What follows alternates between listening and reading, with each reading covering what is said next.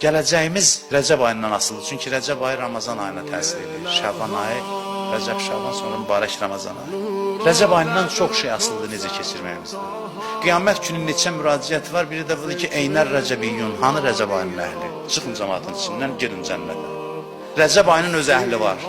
Onu gözləyənlər, onu sevənlər, o ayda başqa cür ibadət edənlər, o ayda oruç tutanlar, Allaha yaxınlaşanlar.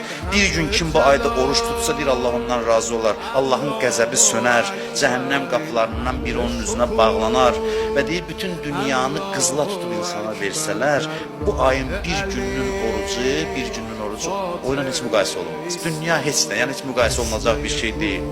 Yaxşı olar ki, Rəcəb ayının birinci günü oruç tutsun, kimin imkanı varsa, özə düşür birinci gününə həftənin. Ayrıca da bir savabı var. 27-ci gün inşallah yaxınlaşanda deyərəm məbəs günüdür. Orucun ən xüsusi günlərindən biri Rəcəb ayının